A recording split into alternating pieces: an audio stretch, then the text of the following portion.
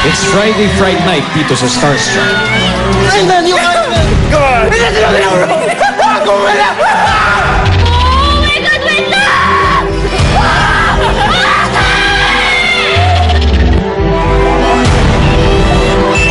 Takot yan. Sobrang pangit. Bukod sa kanilang takot, hinarap din ng mga survivors ang mga nakagigimbal na issue nila sa isa't isa. Masakit lang lang sa akin na gusto mo akong ma-out eh hindi mo man lang ako pinilalas. Eh, akala ko okay na tayo. Parang hindi ka pa pala naka-move on. Ever since ba hindi ka talaga nagkagusto sa akin? Hindi. Naging crush mo ba? No. Sino ba talagang gusto mo? Ikaw. I think you don't want to be my friend. Sa iba, ano ka, close mo sa sila, tapos ako hindi. Puno man ng kaba at matinding tensyon, nairaos ng mga survivors ang kanilang immersion challenge sa iba't ibang programa ng GMA. Nagulat kami nung nag-take na talaga. Nakalimutan niya yung line niya. Medyo kampante na siya, medyo komportable na sa harap ng camera. Meron siyang potential. Magkaroon lang siya ng confidence. Tsaka sobra talaga siya nervyos. Ba't ka umiti? Wala na ate mo. Nakangiti ka sa pakinggan eh. Sino ba ang dapat manganib ang kapalaran? Yung mga biro po niya hindi na maganda para sa amin kasi nakakasakit na rin. Feeling ko pera lang ang habol niya. Pina-plastic niya lang daw po kami tatlo. Matindi man ang dalang pangamba ng mga nagdaang pagsubok, wala nang papantay pa sa lagim na dulot ng elimination night. Dahil ngayong gabi, mababalot ng takot, kaba at tensyon ang sino mang malalagay sa peligro at dapat nang tapusin ang kanyang Starstruck journey.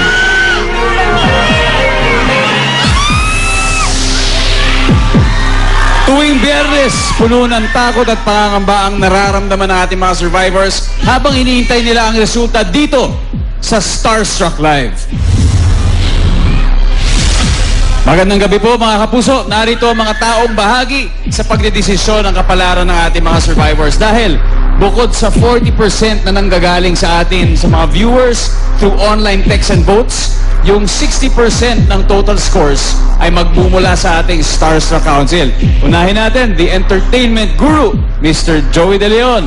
Dito Joey, good evening. Ano po ba ang masasabi ninyo sa immersion na ginawa ng ating mga Starstruck survivors ngayon? Sayang, napaka-ikli nung napanood ko. May ikli lang yung mga ginawa nila. Pero ganun pa man, doon mo makikita kahit anong ikli, kung yung presence mo mararamdaman ng viewers, eh, yun ang importante sa lahat. Hindi yung present ka, hindi yung presence. Yan ang importante. Ayos! Thank you, Tito Joey. Kasama rin natin ang Ace of Songbird, Miss Regine Velasquez Alcacid. Miss Reg, dito sa Starstruck, itong week na ito yung tinatawag na time out. Lahat ng mga hugot, lahat ng mga gusto nilang sabihin, mga gusto nila, yung mga gustong ilaglag, etc. Sa lahat na nag-i-experience nyo ba, ano bang pwede nyo may i-advise sa kanila?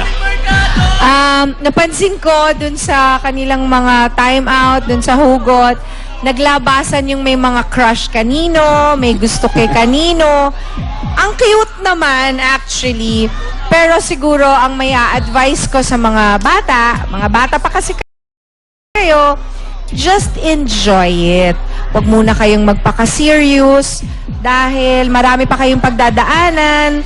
Mas importante muna yung kung ano ba yung goal nyo in life muna. Kung pag-artista, then concentrate on that. Tama. Okay, ang huli nating tatanungin, Starstruck's first ultimate female survivor, Jeneline Mercado. Jen, eto naman. Okay, ngayong gabi at sa tingin mo, sino ba matatanggal ngayon? O lalaki ba o babae? Bilang syempre last week, alam naman nating lalaki na tanggal. Pero sa tingin ko, sa ngayon, pwedeng lalaki, pwedeng babae. Pero parang sa pakiramdam ko, parang babae naman siguro. Patindihin pa natin ang kaba at tensyon ngayong gabi. Girls, please step forward. Girls, muling humarap ang ating mga survivors sa Destinator para bumoto kung sino ang nais silang mapauwi ngayong gabi. At malalaman na natin ang resulta sa naganap na vote-out session. Panoorin niyo to.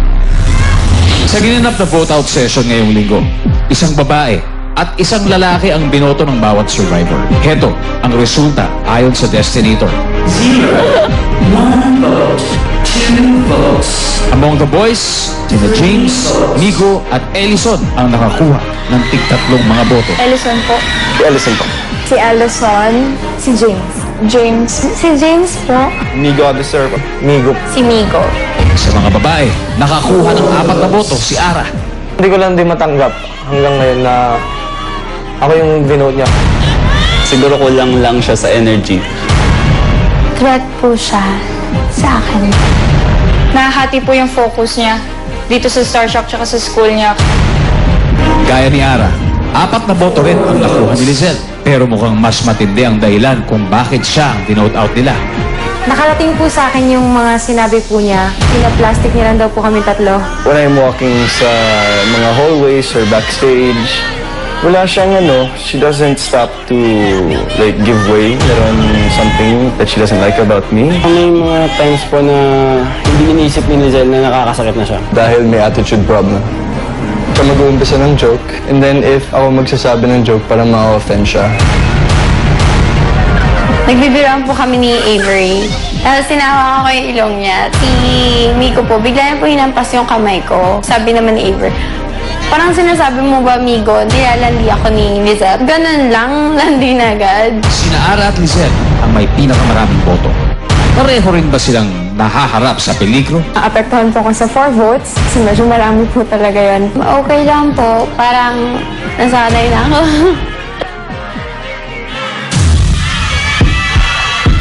Okay. Lizelle, Ara, pareho kayo nakakuha na pinakamaraming boto among the survivors. Pero, isa lamang sa inyo ang dapat na mapabilang sa bottom group ngayong gabi. Kaya, kanina muli namin pinaboto yung mga survivors kung sino sa kanila, Lizelle at Ara, ang gusto nilang ma-vote out. At heto ang resulta with 9 votes. Ang unang survivor na makakasama sa bottom group ngayong gabi ay si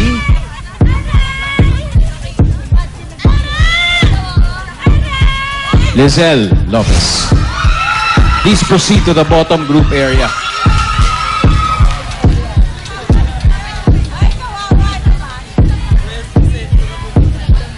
Okay, saka muna. Ngayon ituloy na natin yung pagtawag sa ilang pang mga pangalan. Ara San Agustin ngayong gabi.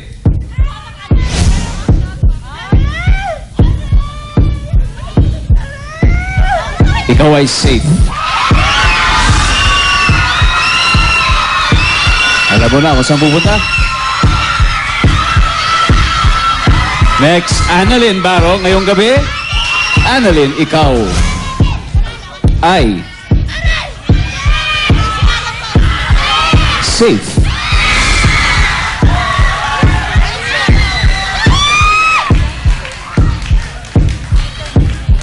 Ang kapalaran ng mga natitirang survivors huhusgahan na sa pagbabalik ng Starstruck Live. Nagbabalik po ang Starstruck Elimination Night. Isang survivor na po ang nasa bottom group at yan ay si Lizelle. Eto na. Tuloy na natin. Ira Mariano, tonight ikaw ay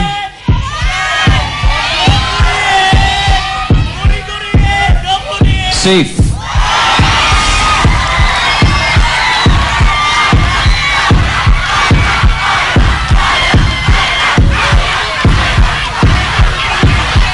Corinne Medina,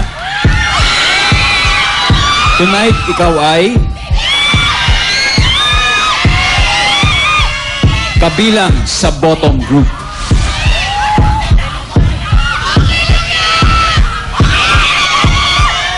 Okay, so ibig sabihin, sa natitirang female survivor, Clea?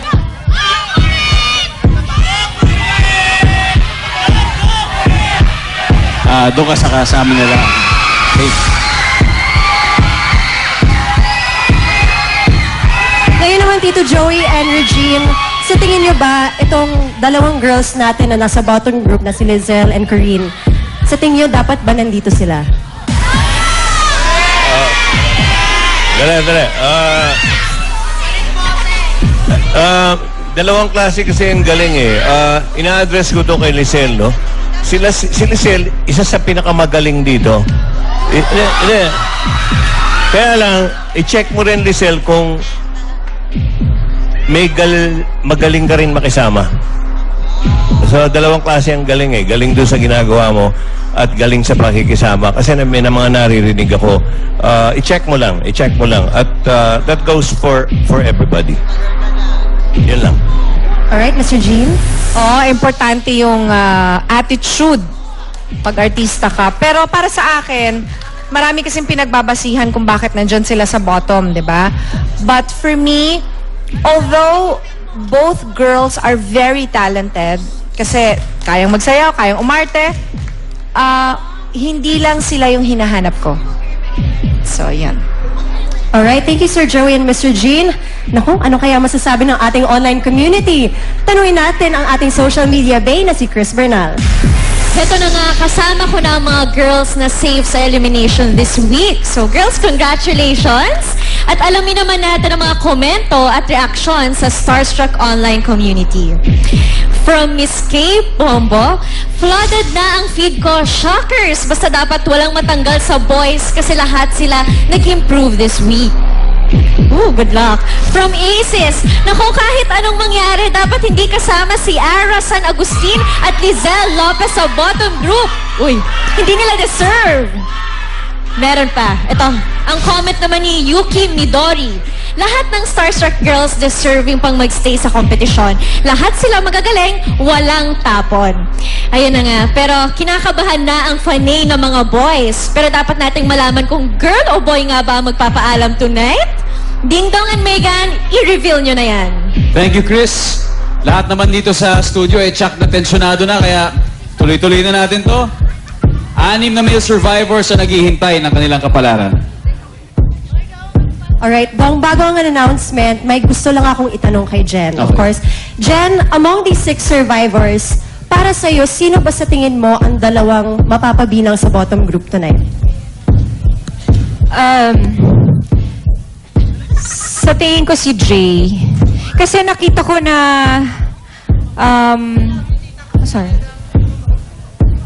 nakita ko na na parang hindi siya nag-exist dun sa challenge nila ngayong week na to. And si Migo naman, kailangan niyang mag-make ng effort talaga para matuto ng Tagalog kasi hindi pwedeng, nasa Pilipinas tayo, hindi pwedeng nag-i-English lang tayo parati. Lalo na kung gusto mong mag-artista, lahat ng soap, lahat ng shows dito sa Pilipinas, Tagalog talaga. So, kailangan mong pag-aralan. Thank you, Jen. Tignan natin kung magtutugma yung sinabi niya sa kalalabasan ng bottom group. Di ba, umpisahan na natin. Speaking of Migo, Migo, ikaw muna. Migo, ngayong gabi, ikaw ay? Ikaw ay safe.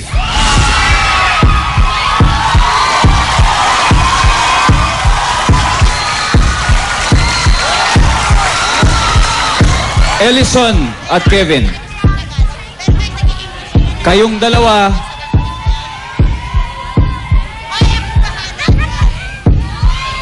kayo ay safe.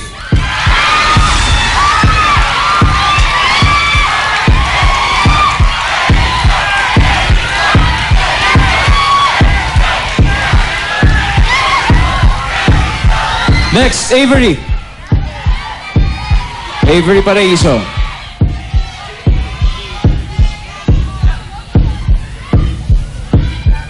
Tonight, you are safe. At sa natitirang survivors, si James at Jay, kayong dalawa ay kasama sa bottom group ngayong gabi.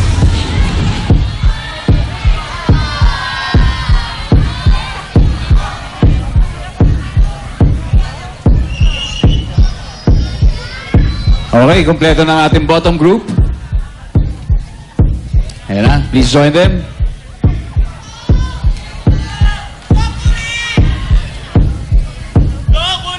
Ang una kong tatawagin ay siyang unang-unang safe mula sa 4 na to. At siya ay si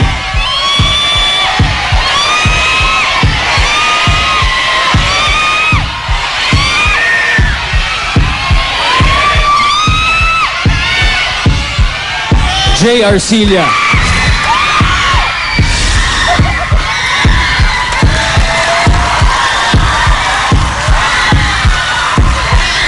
susunod na magiging safe ngayong gabi.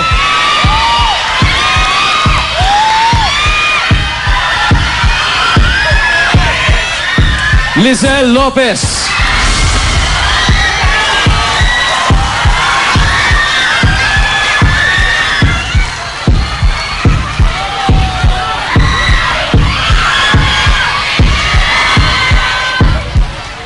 Dalawa na lang natitirang survivors natin. Sino kaya sa kanila ang magiging ikatlong Avenger this season? Sa puntong ito, maglalabas kami ng total scores without revealing kung kanino ito. Isa sa kanila ay nakakuha ng combined average scores from council and viewers na 82%. Samantala, ang isa naman na nakakuha ng combined average scores from council and viewers na 81.7%. Ito na ang pinaka-crucial na point dito sa ating episode ngayon. Isa sa kanila ang magpapaalam, pero oras na para magpasya ang council. Ngayon, council, gagamitin nyo ba ang power to save? Sino magpapaalam at mayroon pang isa-save ang council? Ang desisyon at resulta, tututukan natin yan sa pagbabalik na Starstruck Live Elimination Night.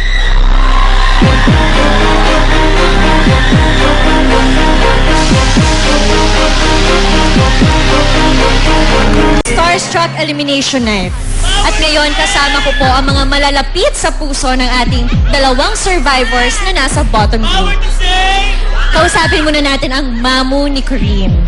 Yes, Lola. Ano ba yung huli niyong... Hindi, wag na natin yung sabihing huli. Pero ano ang mensahe niyo ngayon kay Corinne? Corinne, kahit ano ang mangyari, ano man ang resulta ngayong gabi, tandaan mo, mahal na mahal ka namin ng buong Panginoon. Kayo ba, Mamu? Kayo ba ang nagpalaki kay Corinne? Yes po. Nako. Apat po sila magkakapatid. Nako, I'm sure napakabait na bata ni Corinne. At ngayon naman, kausapin naman natin ang pinsan ni James. Ay. Go! Anong sasabihin mo kay James? Palakasin mo yung loob na ngayon. Bro, win or lose, nandito lang kami para sumuporta sa'yo. At kung hindi ka man palaran ngayon or magstay, still give your best. Nakita namin na nag-improve ka. Kung ano yung mga narating mo ngayon, para sa'yo yan, bro. Ay, nakaka-touch nga naman pag ang nagsalita na yung mga mahal mo sa buhay. Well, good luck sa dalawang survivors. At Ding Dong and Megan, ano na ba ang resulta at desisyon ng ating Starstruck Council? Thank you, Chris. Well, medyo may init ang discussion kanina ng ating council tungkol sa kanilang decision. Pero bago pa silang magdesisyon, Mr. Jean, of course, please invite your viewers to your upcoming concert series. Yes, nais ko po kayong imbitahan lahat na manood ng Regine at the Theater this coming November 6, 7, 2021 at the Theater at Soler. You can get your tickets now at all SM tickets. So, yun. Thank you. Thank you, Mr. Jean. Starstruck Council, ito na oras na para magpasya. Gagamitin nyo ba ang inyong power to save tonight? Tito Joey. Very close eh. 81 and 82. Pabayaan na lang natin. Huwag muna natin masyado pang maaga eh. Hindi natin gagamitin. Okay. So napagkasunduan ng Starstruck Council na hindi mo nagagamitin ang power to save. So hindi mag-agree ang council kung sino ang isa-save. So hindi magagamit yung power this week. Kaya ang pagbabasihan ng elimination ngayon ay ang combined actual scores ng viewers' votes at judges' scores. Kaya eto na.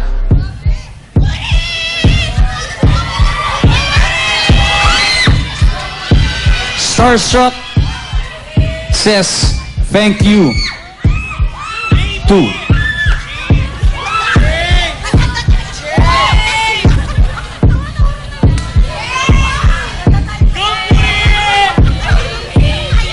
Corinne Medina. James Teng, congratulations. Your Starstruck journey continues. Corinne, you may now take your final bow.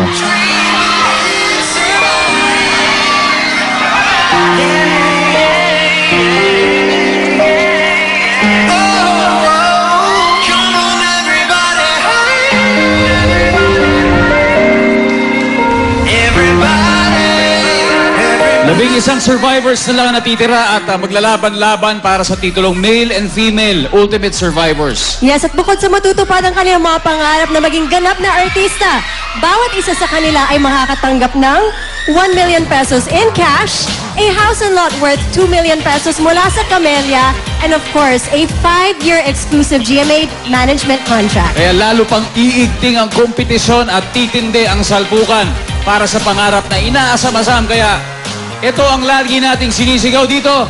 Dream, believe, survive, Starstruck! Come on everybody, get ready to start.